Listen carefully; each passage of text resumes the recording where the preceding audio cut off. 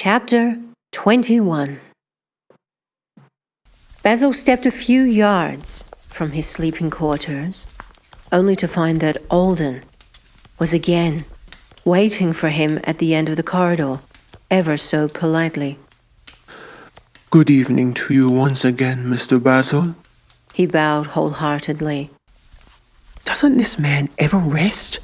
Basil thought suspiciously. Good evening to you, Alden, smiled Basil, watching him immediately turn on the balls of his feet. The two of them silently walked back through the rotunda and the mezzanine, although this time they went along a corridor that twisted beside the rolling black seas.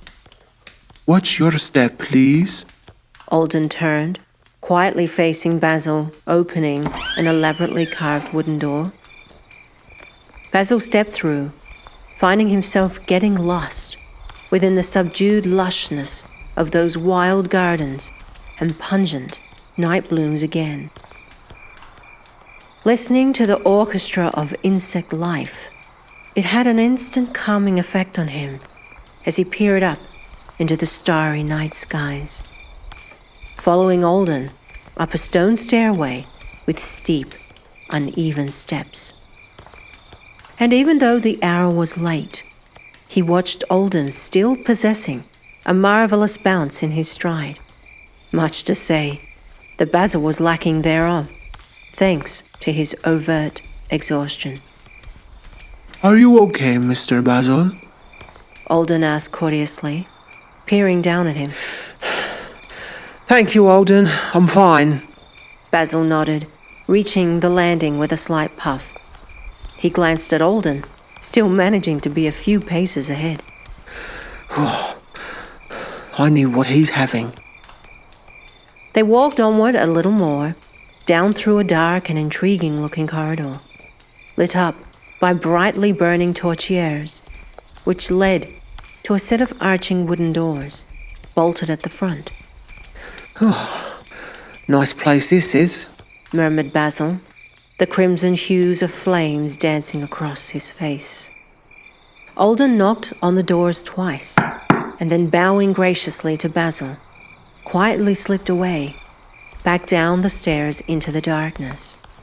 A few moments later, the doors swung open, and there stood Basil's elusive uncle, Sargon.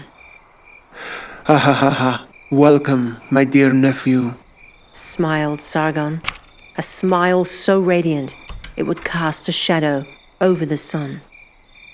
Immediately taken aback, Basil was stumped for words.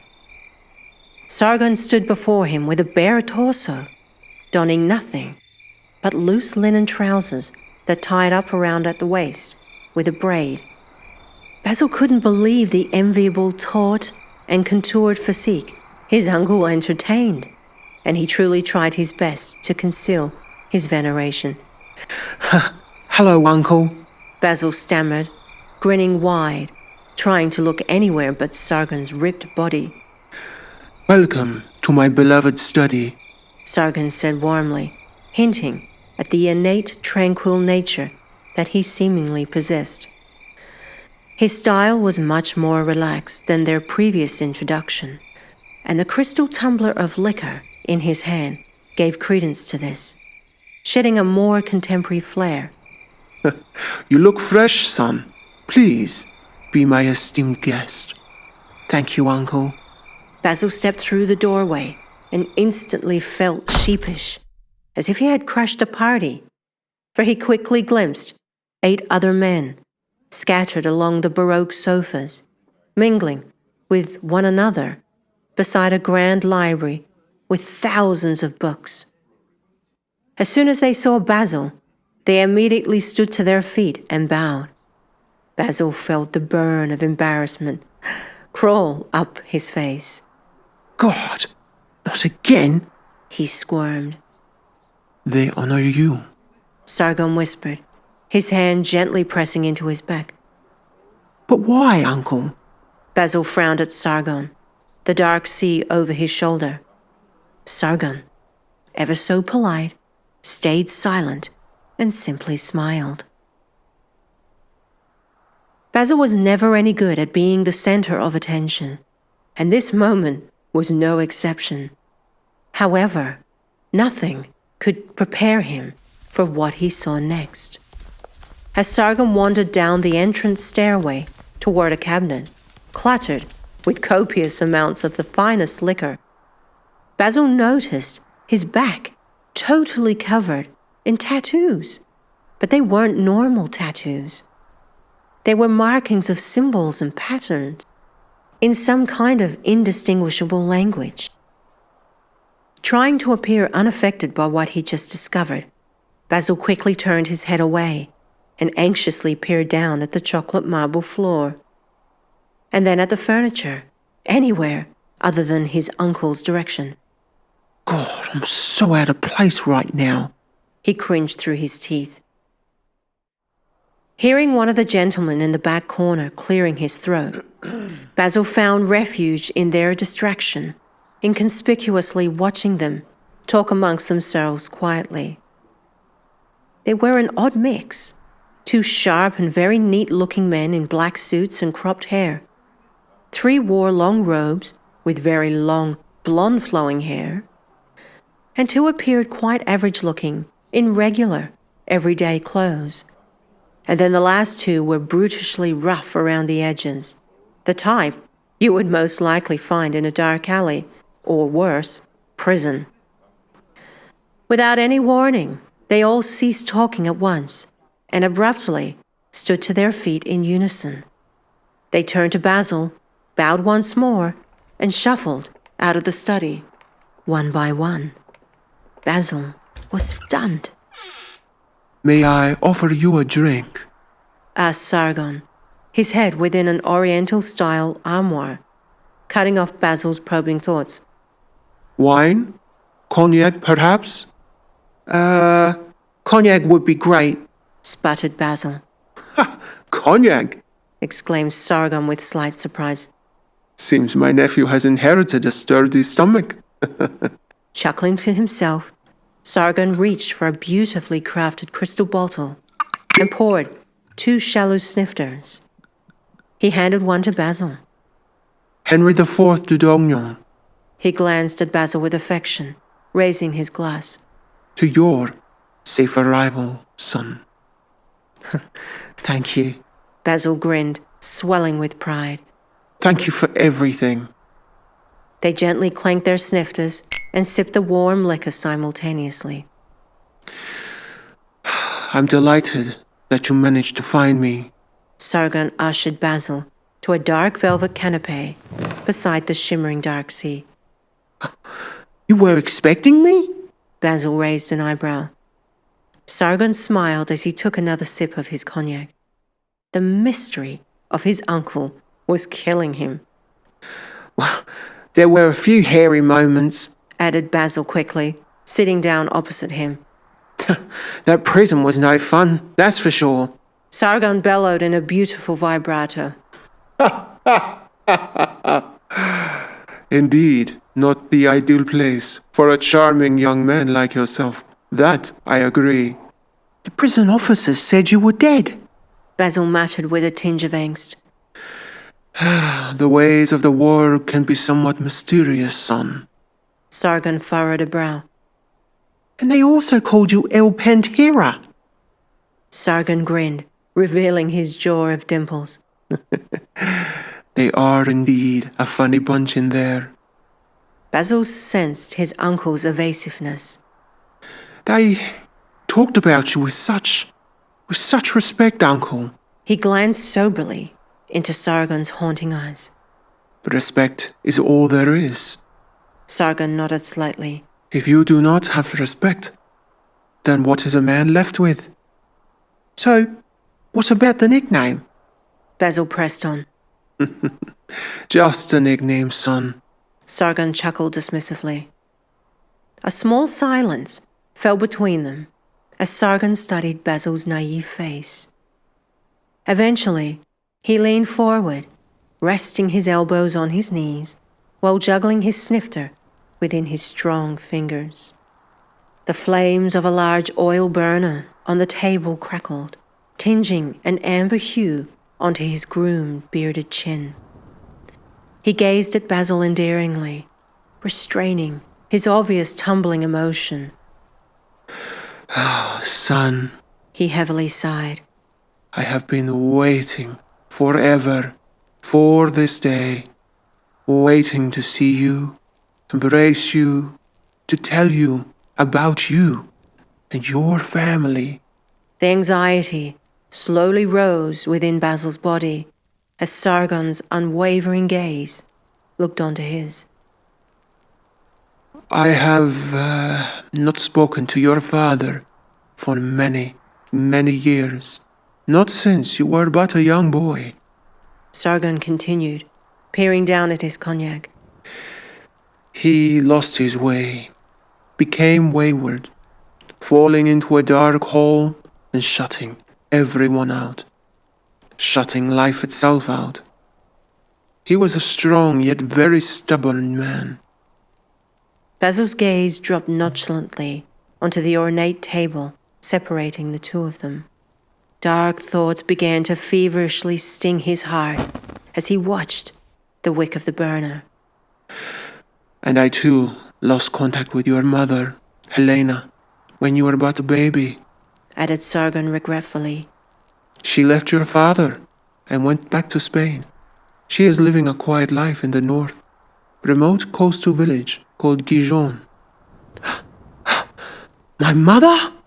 Basil gasped, peering up at Sargon. Helena? Her name is Helena? Sargon nodded slowly. Such a beautiful name. Basil gasped, transfixed, staining his lips with her vague memory. Such a beautiful woman. Your father has no idea about her, and unfortunately does not seem to care. Sargon shook his head with disdain. Another long silence was shared between them, stifled with sadness, until Sargon took a sip of his cognac. Stand up and show me your back, he ordered bluntly, catching Basil totally off guard. What? Spluttered Basil, shocked. Sargon, with a face now harder than stone, glared defiantly at the navy tunic Basil was wearing. He shot Basil a piercing glance. Take it off. How in the world does Uncle Sargon know about my back? Basil cried desperately inside his head. He glanced at his uncle with pleading eyes. But Uncle, take it off. Sargon continued to stare, waiting for Basil to heed his instruction. Finally giving in, Basil wiped his clammy palms on his trousers and stood to his feet, beginning to awkwardly untie his linen tunic. The furtive medallion immediately came into view, swiftly capturing Sargon's attention. It softly glistened through the precarious light of the assorted pillar lamps scattered throughout the study. And Basil, at this moment, had never felt more vulnerable. Sighing, he turned around, giving Sargon a glimpse of his wretched history, eclipsed with an unforgivable amount of pain and suffering. The ugly scars were etched deep, riddled over the full length of his back. Yet these scars were not nearly as deep as those that cut through the core of his tormented heart. As he absorbed the monstrosities, Sargon felt something die within him as he traced over every scar upon Basil's back. He dropped his head down, closing his eyes, running his index finger over his mouth and down through his curled beard. Please, sit back down, son. Straight away, Basil turned around and sat down, minus the tunic. I am so sorry. Sargon murmured in a hushed voice, his dark eyes afflicted. It's okay, Uncle. Suddenly, the mysterious medallion around Basil's neck began to emit a dull glow, pulsating in perfect unison with Basil's breathing. Oh, he cried. it's happening again! Sargon, remaining silent, watched it with a low gaze, studying it intensely as he slowly sipped his cognac. Eventually, he returned his attention to Basil. The pain and sorrow endured throughout lifetimes defines the heart of man. He spoke quietly, tucking his rolls of wavy hair behind his ear. Every moment in our lives, each person we cross, every tear we shed, every sight we see, adds another thread of silk to the grand tapestry. And the more strands we add, the more beautiful the tapestry becomes. He sat back on his chair, animating with his hands, a creation of majesty, rich with color and contour, clarity and splendor. The deeper we explore ourselves, the more multifaceted we become. The richer our hearts love. And love Sargon paused, eyeing Basil. undoubtedly conquers all. Your scars reveal your story and your evolution. It is your history and yours alone. Sargon's words marinated within Basil's mind, yet the memory of his father was like a looming ghost, never too far away from him. Why did he hate me so much? Basil muttered under his breath, glancing past Sargon's shoulder, lost within his own melancholy. It was not you he hated. Sargon interrupted quickly. It was himself. He hated what he had become. I said that he lost his way, and he did, forgetting his origin and trying in vain to bury his past.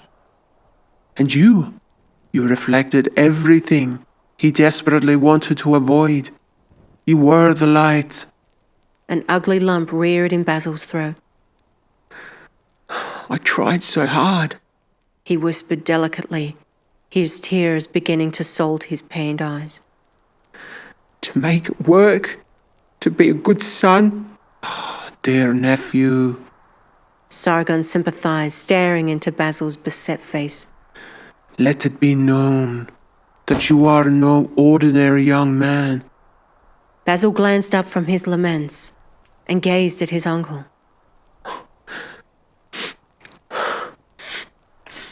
Whatever do you mean? He asked, wiping his reddened eyes. You know what I mean. Sargon glanced down at the medallion. Oh, I wish I did. Basil protested innocently. Sargon took another sip of his cognac and pointed at the medallion. You undoubtedly believe it is a mere accident that you are wearing that necklace? Basil immediately looked down at his chest. Well, dear nephew, Sargon muttered lowly. You cannot tell me that nothing abnormal has not happened to you. His gaze drew toward the dark ocean horizon, and Basil gasped at his uncle's prophetic wisdom. Yes, Basil sighed admittedly. I'll agree. There has been a few abnormal things happen. I live in Maud's grandfather's study, and one freezing night, a terrible storm came over the East Docks. He paused, reliving it all over again. Oh, the storm was harrowing. My front door burst open, and I saw a black shadow hovering toward it. Sargon, returning his attention to Basil, rested a leg over his knee, balancing his drink on his thigh, listening intently. Do go on, he quietly encouraged. And then another night, books fell from the library shelves when I was having a bath. I ran over and noticed some nails from the floor planks had come out, so I lifted the planks and found a trapdoor. I opened it and found some stairs, and so I walked down inside. He glanced down at his chest and touched the medallion. And that's where I found this. Sighing, Basil peered out toward the dark rolling ocean. So serene and calming, he thought to himself, just as the paralyzing recollection of that ravishing woman slowly bled through his mind once more. He closed his eyes, feeling his heart melt down the side of his leg and onto the floor, like it did every time he remembered her. And it didn't go unnoticed. Sargon duly observed the passionate force sweeping through Basil's body, and a gratified smile creased along his lips. On the ship coming over, Basil opened his eyes, still watching the dark ocean. in the midst of another brutal storm, somewhere far south of Ceylon, I needed fresh air. Water was throwing up all over the place, so I went out onto the deck. He turned his attention to the edge of a Persian silk rug underneath his feet, unable to give Sargon eye contact, as he relived every fine detail of the seraphic encounter. Rain hit my face like splintering nails, He inhaled deeply. but I kept walking until I got to the back deck. He stopped and looked up at his uncle soberly. I know this is going to sound ridiculous, Uncle, but this incredible woman appeared in front of me, out of nowhere. A beauty I've never witnessed ever before. She slowly floated towards me. He stammered incredulously. I could barely breathe, Uncle. I couldn't even stand on my feet. And then she kissed me. He exhaled with despair, flopping back onto the canapé. Evoking a love within me that I can't ever shake or let go of. And that's all I remember.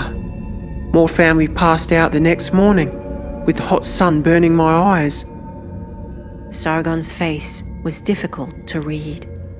He simply sat there, slowly breathing, glancing back at Basil. God, he must think I'm a lunatic. The sounds of the high night winds outside the study suddenly seemed louder, as Basil sat there in silence, waiting for Sargon to digest his outlandish tales. What do you know of life, son? He finally spoke, calmly observing Basil. It wasn't the response Basil was expecting, and it threw him. What do I know of life? He stammered. Well, I know that we need to eat and drink to live. We need to breathe. He chuckled nervously. And that we all die someday. Do we? Questioned Sargon quietly, his voice dropping to a murmur. Basil frowned at his uncle. Well, I think life is not what you believe it to be. Sargon interrupted, stretching his legs out in front of him. You are not what you believe yourself to be. And I am not what you believe me to be. Basil was floored, unable to move an inch as he tried to fathom his uncle's words. The lightning that hit you, do you really surmise that a normal human could withstand such a force of nature? How was it even possible that you know about that? Basil gasped, astonished. Sargon sighed quietly. Like I said, I am not what you think I am. I thought I was dead, Uncle. Really. And I thought the woman was an angel. A part of you did die, but another part was reborn, said Sargon. A calibration was happening at that moment. An initiation of sorts. Initiation? Basil frowned, screwing up his face. For what? And the beauty you speak of, the woman that kissed you. Sargon eyed Basil. Her name is Ira. Basil's jaw dropped. You know her? He sputtered incredulously, leaning towards his uncle, his eyes wider than the horizon. She is my kind. Sargon nodded gently. And she is your kind also. For we are of the same people, my nephew, yet our people are not native to planet Earth. Not from Earth? Basil cried. Not from Earth. Sargon nodded. I knew she was too beautiful to be from Earth.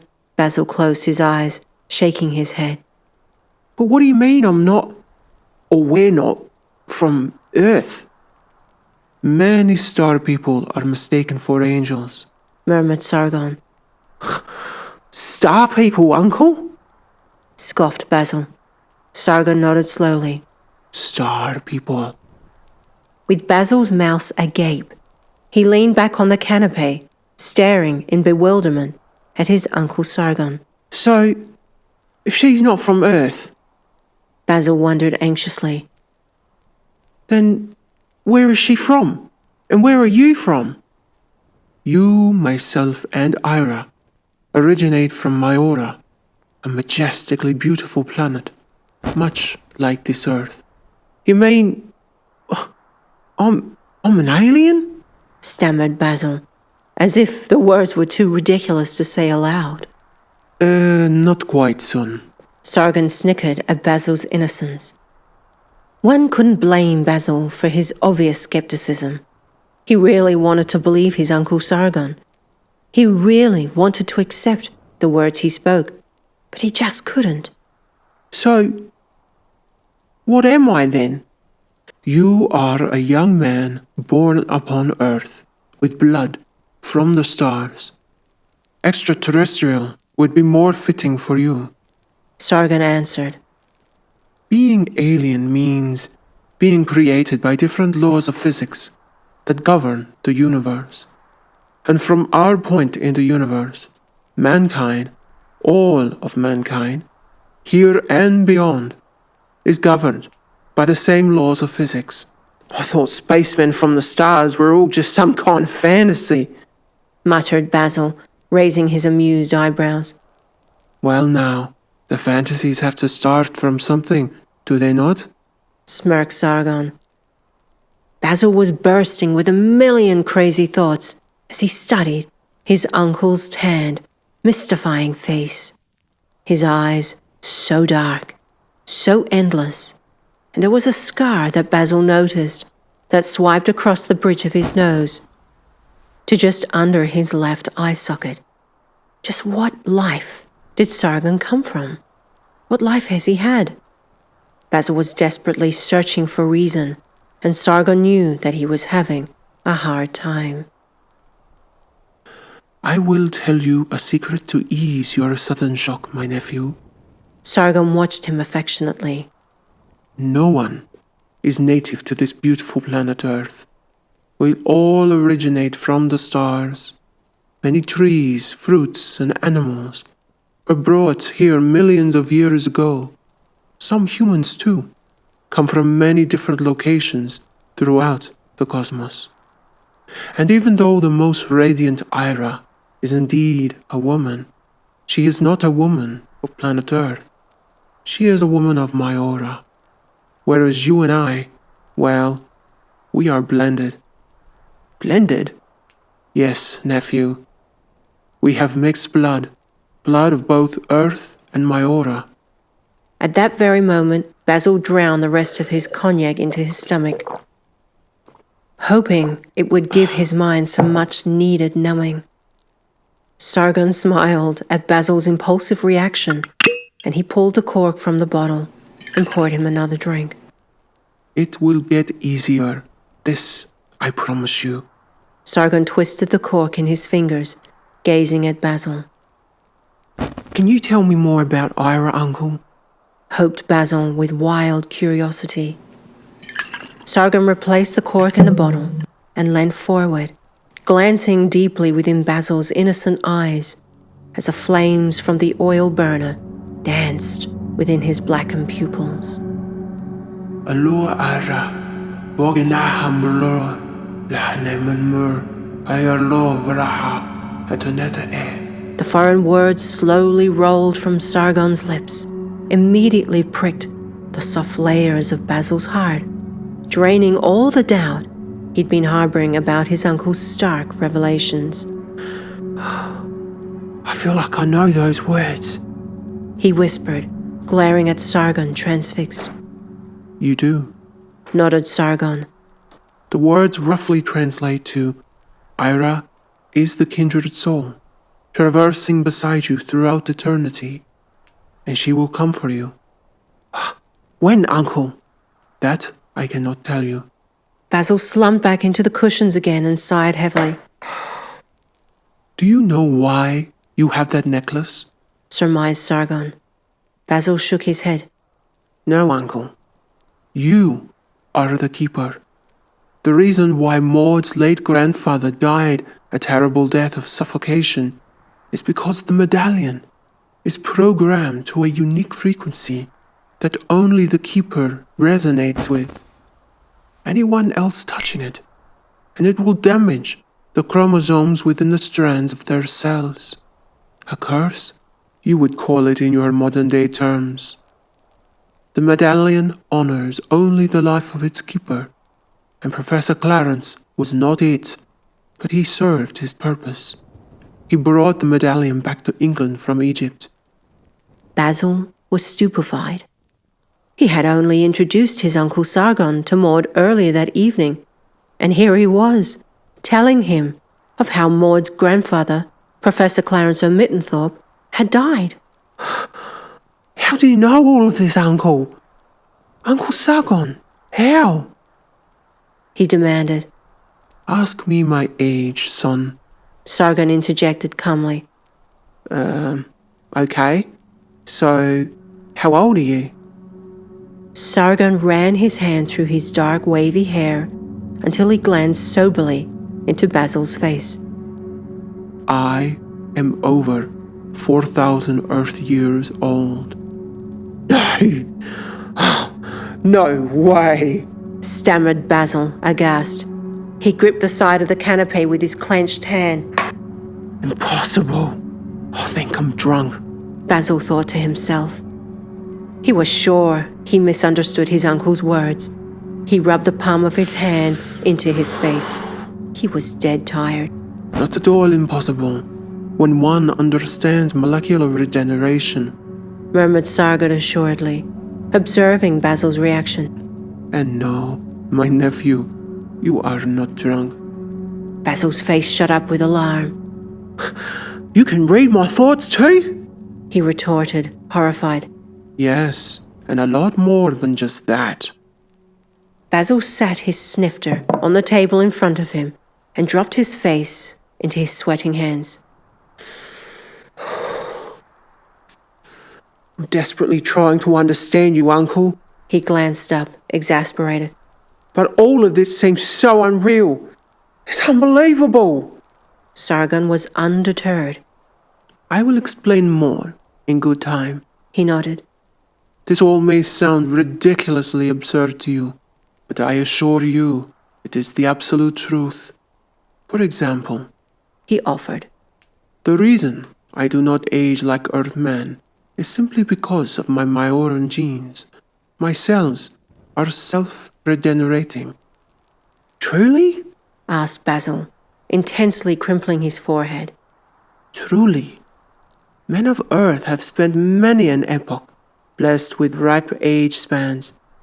The Majoran civilization is a highly evolved one.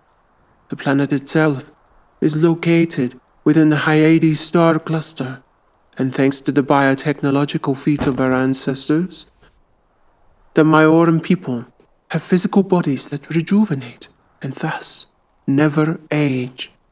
And that's why you've managed to live many thousands of years on Earth. Sargon paused for a moment. Well, yes and no. He explained. As beautiful a jewel as the Earth is, Earth has a harsh atmosphere, volatile and unstable, and every Majoran that visits knows that self-regeneration will wane if one does not follow the disciplines of the Atah.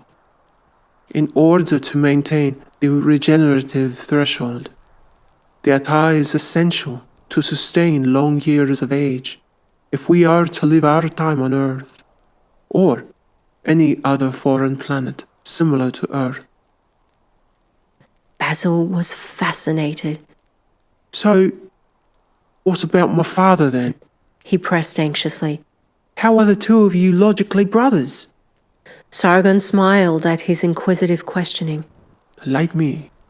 Your father shares the same blood, but we have different mothers, and he's much older than you think. However, as I said earlier, he lost his way. Sargon's gaze became glassy as he reflected sadly. Your father was a man of valor and strength, generally a good man. He was rigorous with the Atah, but then he met Sharon, a beautiful woman of earth. He fell deeply in love with her and neglected his Atah practice that so delicately protected his life and identity. He married Sharon just before she was due to give birth to their first child, when tragedy struck. Basil, unable to move, listened attentively. He watched his uncle sigh heavily, the obvious strains of sorrow that marked his face. One night, Sargon began, glancing at the burning flames. whilst your father and Sharon were sleeping, a dark shadow entered the house. The dark shadow roused your father, yet kept Sharon in a deep, unbreakable sleep. As soon as your father came to, he panicked. The dark shadow morphed into an entity from the zone. The zone? What's the zone, Uncle? Sargon's eyes appeared blacker. A ghastly race of self-serving, self-fulfilling, artificial beings traversing through universes with great strength and unadulterated technological capabilities. They are a very old race and extremely advanced. The Zorn entity rendered your father helpless. Sargon murmured, his voice but a whisper. He sat for a moment, continuing to watch the flames, breathing silently as he processed his thoughts. The silence was killing Basil. And then what, Uncle? He questioned eagerly. The objective of this Zorn entity was to snatch the soul of the baby within Sharon's womb. Sargon sighed. In the most heinous and crude way imaginable, the entity had Sharon prematurely give birth while still induced in a deep sleep. Your distraught father watched on powerlessly as his newborn baby, your brother, had his soul sucked from his body, all the whilst watching his beloved new wife bleed to death through this vulgar birthing process. And all of this was accomplished by the sheer mental prowess of the entity. Oh, God. Basil dropped his face into his hands. One could hear a pin drop within the dimly lit study. Sargon's face spoke a million sorrows at that very moment, and Basil, stunned by the dark revelations, had a newfound empathy for his father, one that he never thought even remotely possible. Your father has never gotten over it, Sargon whispered pensively, shifting his attention toward the dark seas. He had such rage and hatred eclipsing his heart that he could not bear to even look at himself. Several times he tried to end his life, but the strength of his Majoran blood hindered his efforts. We never had mirrors in the house, muttered Basil, remembering back. Things were making more and more sense. Had he continued with the disciplines of the Atah, Sargon theorized, he would have been able to shield his new family from that wretched darkness, a darkness that looms in the shadows forevermore, a darkness ever present, and yet people of Earth are absolutely oblivious to it. They are more vulnerable than they know, and for us that do know, we need to be ever so diligent. The Zorn are a constant threat throughout the cosmos. Sargon pulled a drawer out from under the table and held an old picture in his hand. Your father then met your delightful mother, Helena, also an Earth woman. He passed the picture of an attractive woman with beautiful black hair, Her almond-shaped olivine-colored eyes invoked a tender memory.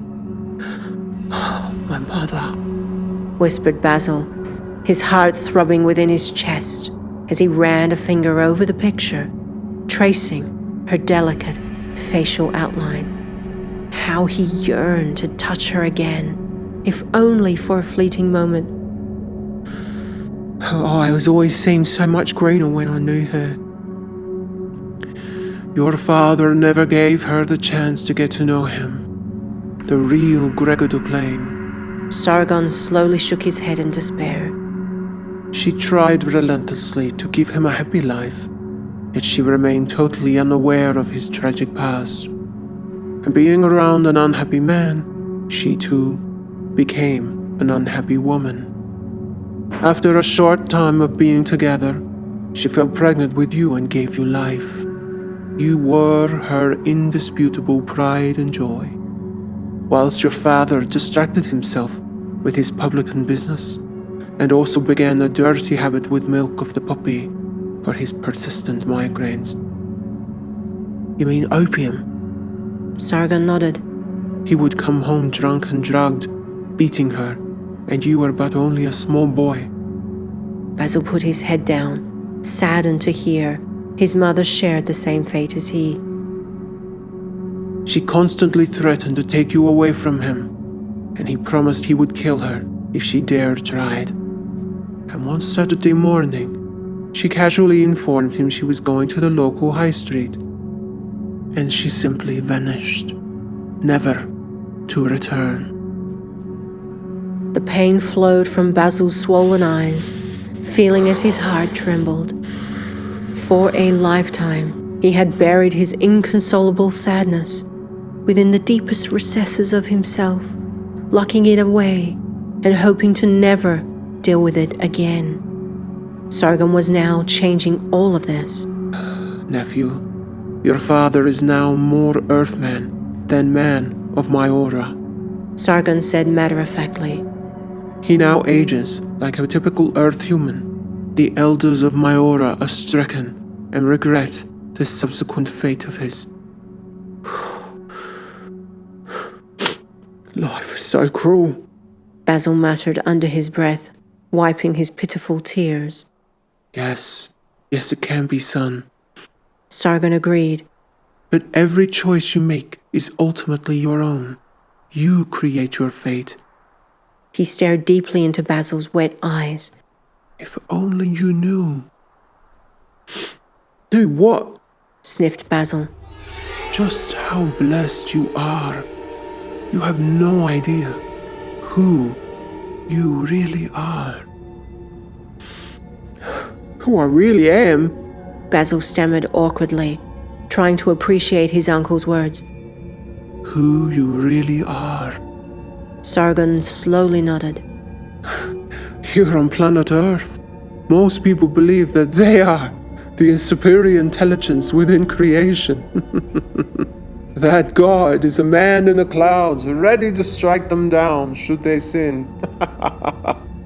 This idea they have is absurd, prosaic at best, and very amusing to the lords of the stars. What people of Earth fail to recognize or feel is the amalgamation of life, throbbing throughout the deepest folds of space. Sargon purported, sweeping his arm toward the starry horizon through the windows.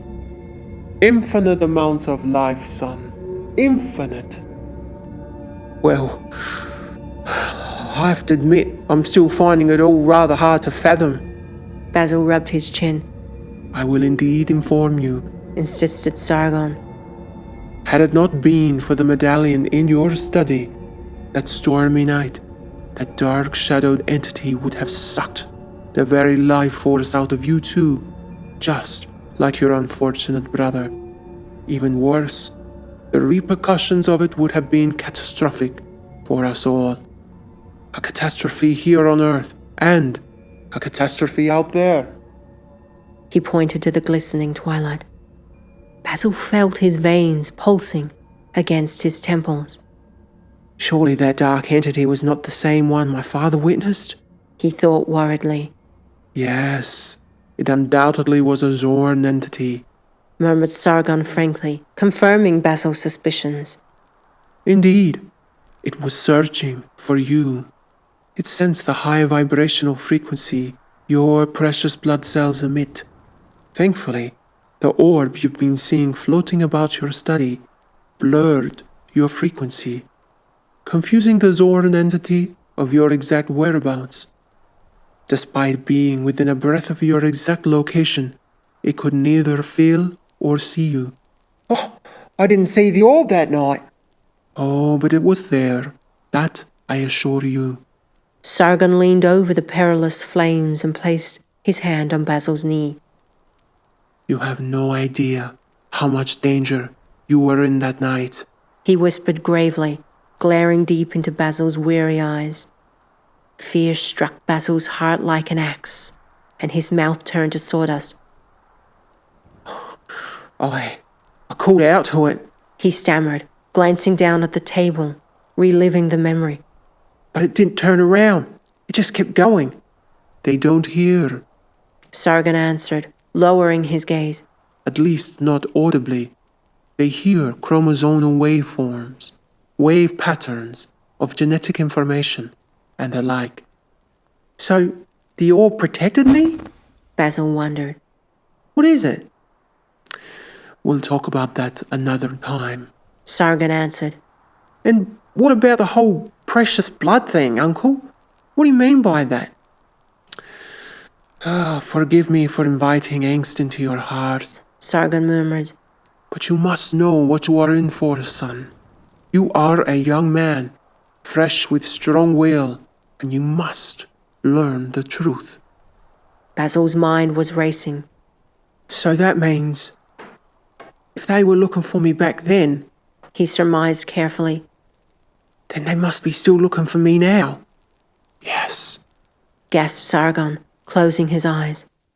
Basil glared at his uncle, his heart wild with fluttering fear. I'm scared. Basil whispered, feeling more vulnerable than ever. you should be. Replied Sargon grimly. The Zorn are a force. Those who go up against them must know and must be ready. Basil rubbed the medallion within his nervous fingers, his eyes dancing within the orb and flames of the oil burner. Sargon watched him, waiting, giving him the time he needed to absorb all that they had shared. Basil peered down at his chest. And here I am thinking this medallion was just some antique. He muttered, breaking the silence. An heirloom beyond reckoning. Sargon gently smiled. So, tell me more about this precious blood thing, Uncle. Basil glanced at Sargon. I mean, what's so special about it? Running a finger around the rim of his drink, Sargon returned Basil's glance.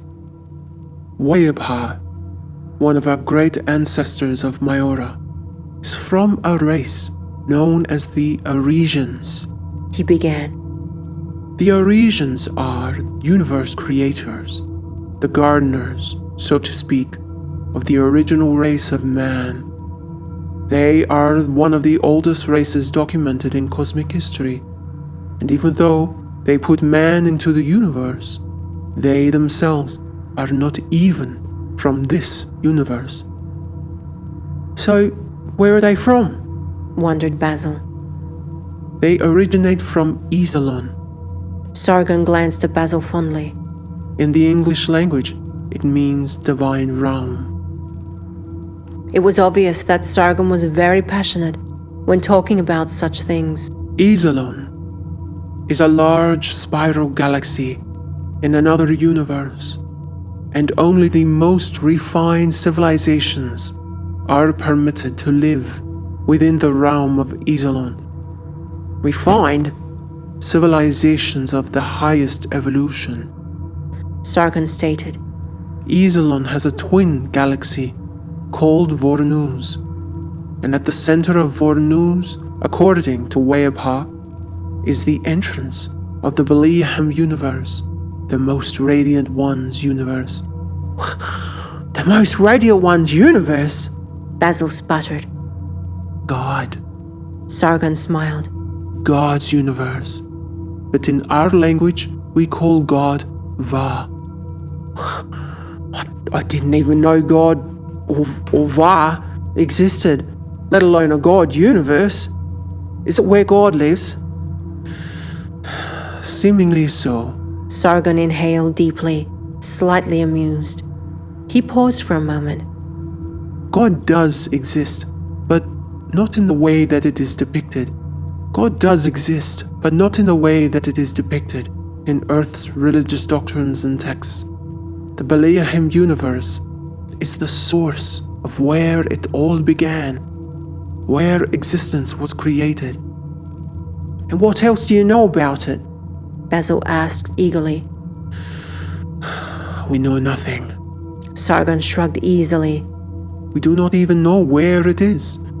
There is only one who knows, that I'm aware of. High Lord Zarvan.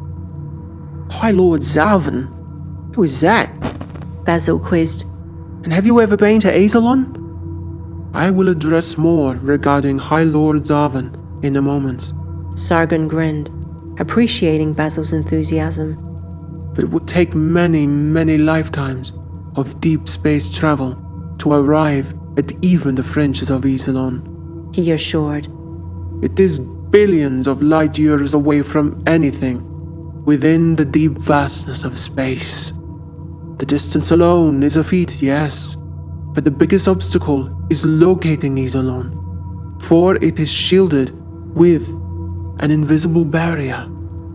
Even for the most experienced interstellar traveler, Azelon is unfortunately scratched from their travel itinerary. Those who are not invited into Azelon cannot even breach even the outer edges of the realm. It is impossible, a word I choose to use very carefully.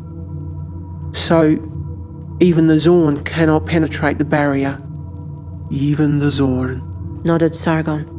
Wow. Basil gasped. However, Sargon mentioned quickly. if on the extremely rare occasion one is invited into Azelon, they are given specific magnetic coordinates for a special stargate known as Thalarandor. Thalarandor is the only stargate into the Azelon realm. Many space explorers have gone to draconian lengths to find Thalarandor, and naturally without success. Have you even seen it? Asked Basil curiously. Sargon shook his head. Never. When I say an invite is rare, I mean rare. Not a soul from our planet has been to Thalarandor, nor Azelon for that matter.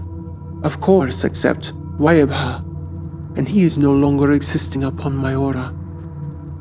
We have only the old records he imparted to us to satiate our fervent curiosity. Thalarandor is given the affectionate name of Pulsing Heart because, according to legend, it is a special star that pulses within a pink nebula. A rarity in itself. Basil felt his mind expanding into unknown, parlous depths. This was far beyond anything he could summon within his own imagination. And so the Arisians dwell within Azelon. Sargon continued, leaning back on the sofa. They possess powers and a knowledge not even the elders of my aura can comprehend. And despite all of this, all that I have shared with you, there is a grave secret. A secret? Whispered Basil anxiously. What kind of a secret, Uncle? Sargon silently stood to his feet and slowly walked toward the floor-length glass window, exposing his muscularly tattooed back for Basil's inquisitive consumption. There is a special bloodline that exists within a handful of civilizations within this universe. He said, gazing far into the dark stretch of cosmic twilight. The reason it is special is because the Arisians put their own genetic information into this bloodline. And every now and then, Uncle Sargon turned, sharply glancing at Basil. this very precious genetic information sporadically appears within the blood of these civilizations, the Maoran civilization included. And as far as we know, these civilizations are the only ones that have the Arisian bloodline. Basil watched as Sargon sat back down across from him. This Arisian blood is likened to that of a key to unlocking incomprehensible wisdom and power beyond anything we know of, even now. Unless you have the Arisian blood, no one can access this extraordinary knowledge, no matter how evolved one may become. And thus, those rare souls who have this Arisian bloodline are far in front of the rest of us. They already possess unsurmountable knowledge and power within them, throbbing through their veins. Sargon paused and stared at Basil with a vacuous look. And you, dear nephew, have this Arisian blood. He spoke quietly, swallowing the rest of his cognac quickly. His concern was starkly obvious. Basil's jaw hit the ground. Wait a minute. What? I have this Arisian blood? Basil scoffed. His uncle nodded. You too? No, I don't. Sargon shook his head with pursed lips. So, how do you know I have it? Basil questioned eagerly, feeling his body packing up. The elders of Maora have known for thousands of years. Sargon clasped his hands in front of him. It was prophetic wisdom that a Maoran soul, born upon planet Earth, would have the Arisian bloodline. The Maoran civilization has been anticipating your coming. He insisted, his dark eyes burning into Basil's. And to confirm this, late one night many years ago, I was blessed with the presence of Ortu, a Maoran elder whom appeared here at my home. He showed me your beloved face and told me not only were you the Arisian bloodline, but you were also the keeper of the Erunasis Medallion. Erunasis Medallion? Muttered Basil curiously. Sargon pointed a finger at Basil's chest. The Erunasis Medallion was owned by the beautiful Lazarana, an Arisian female guardian who held high position upon the Order of the Izei, the Galactic Council of Isolon, a cosmic committee of sorts. As legend has it, Lazarana visited Maora on behalf of the Order thousands of years ago to visit a special young girl that had the Arisian bloodline of the High Lord Zavan. And Zavan, Grand Lord of the Stars, is the High Lord of the Order of the Izei and Keeper of Dailarandor. Oh, I wish I knew what he looked like. Basil sighed. Unlike anything you could imagine. Sargon stated. Lord Zavan, a being so powerful that he alone can wipe out entire galaxies with a blink of an eye.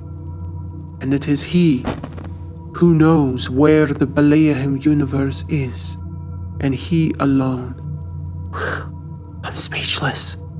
Gasped Basil, his pupils fixed on Sargon. We all are, at the mere utterance of our beatific Lord Zavan. Needless to say, Lazarana gave this little girl the Erunasis Medallion on behalf of Lord Zavan, which had already been passed down for millions and millions of years. That small opaque white stone within the center is Terzalgamite. Basil peered down at the medallion. You will not find it anywhere on planet Earth. Sargon continued. It is native only to Isolon. It holds within it the magnetic coordinates of Thalirandor. The Stargate into the Isolon realm, Whispered Basil. Precisely. Sargon softly murmured. Basil sat back on the velvet canopy, paralyzed, soaked within a million thoughts. He glanced down at the Erunasis Medallion on his bare chest, rubbing his fingers softly over the terzalgamite gem. This, then, could quite possibly be the most valuable necklace on Earth, he said quietly, feeling totally undeserving. Of course, it is indeed much more than that. Sargon muttered quickly. Without question, it is the most valuable necklace in this universe. Basil stared into the medallion, his eyes running around the spiraling script. I feel so unworthy, He blurted out. Do not ever say such things. Sargon scolded him. Uncle, I just don't understand why it's me. Basil pleaded with him. I don't feel superhuman or anything. I don't even feel any different to anyone else. You don't because you are not yet strong enough to. Sargon replied. I assure you, this will change. Suddenly, Basil fell into fits of laughter.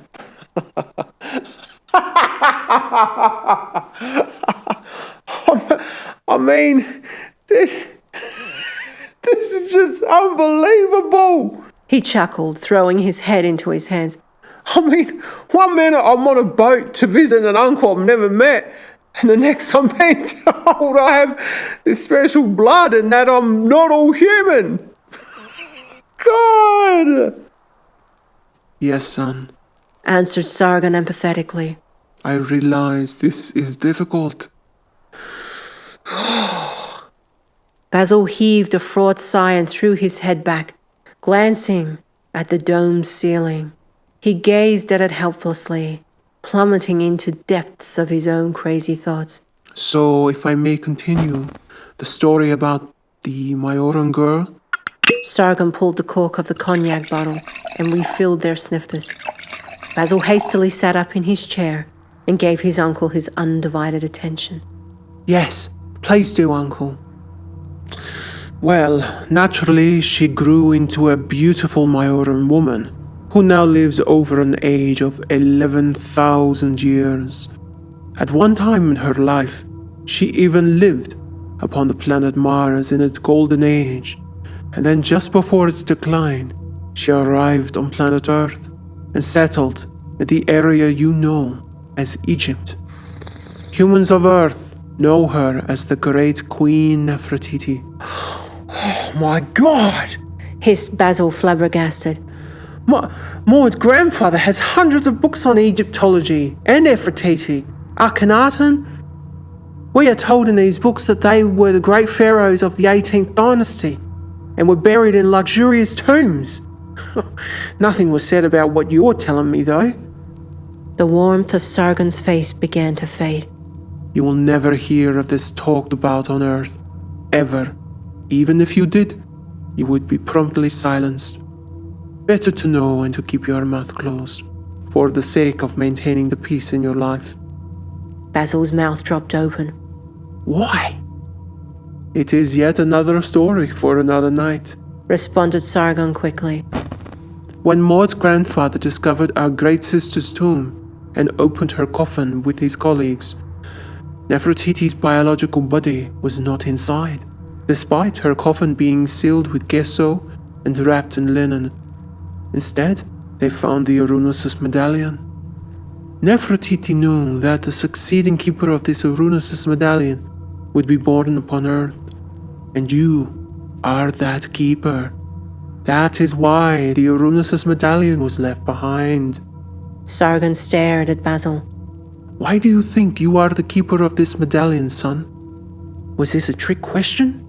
Basil thought in his mind. Because I have this Arisian blood? Yes, you do. But you have the rarest Arisian blood. Sargon acknowledged. You too share the same bloodline as our High Lord Zavan. Basil flinched.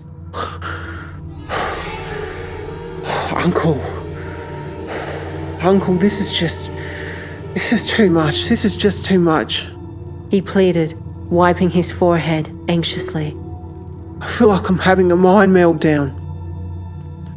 You have not even the faintest idea of what is to become of you. Sargon nodded slowly, feeling great sympathy for Basil. What you contain within that body of yours, the seed that is planted within you. He paused for a moment. It is a great responsibility, and now the time has come for you to know. The more his uncle Sargon revealed these staggering truths, the less worthy Basil felt. He was convinced it was a mistake. You know, Uncle, Spoke Basil quietly. I collect bottles for money. I have clothes with holes in them. I haven't been in school since I was 12, so just how could it possibly be me? How can I have all this you speak of? On this planet, I'm the scum of the earth. I'm an invalid in this society. Do not ever let me hear you speak of yourself in such regard again. A voice boomed throughout his head, so loud it was painful. Basil glared at his uncle. Oh, that really hurt. I didn't know telepathy can inflict pain. Sargon clenched his jaw. Your perception of yourself is poor and weak. He said frankly. Do you truly believe that a bloodline would discriminate over such material pettiness like money and societal status? You are talking about frivolous, silly things that concern only the misguided of your planet Earth, forever lost within perpetual earthly games. You have something more, much more precious than anything of material worth. He soberly assured, taking a sip of cognac. 1 in 50 billion entities of our universe has the Eurasian bloodline, and that is an inexact estimate. Indeed, that alone is an extraordinary number. In addition to this, you have the Erunasis Medallion, and that means not only do you have the key to Thailarandor, but it also means you have the bloodline of Lord Zavan. An entity with his bloodline is perhaps 1 in 200 trillion souls, and that is a modest estimate. Basil suddenly felt nauseated. I feel sick. He murmured, slightly hyperventilating. I think I'm going to throw up. Take a deep breath, my dear nephew. Sargon leaned over and put a comforting hand on his knee. Do not trouble yourself with the detail. Silently, Basil peeled himself from the sofa and staggered to the glass window, his legs trembling beneath him. He stood, peering out into the infinite darkness, staring up at the stars. He stood so close to the window that his breath fogged the glass. Meanwhile, Sargon sat back casually, slowly running his hand over his silky dark beard, staring at the stone pillar nearby. After a long moment of quiet, Basil sighed and turned over his shoulder. So, what must I do, Uncle? He tearfully whispered, fearing a mind explosion was imminent. You go to bed, son, Sargon replied, smiling calmly. and get a good night's rest. Yes, Uncle. I'm totally shattered. Basil grinned at his uncle's witty response, lifting his spirits. Sargon rose to his feet and walked over to Basil, embracing him within his strong arms. You are with your people now, He whispered in Basil's ear. and I am with you all the way. Basil pulled away, wiping his exhausted tears. I knew there was something very special about you, Uncle.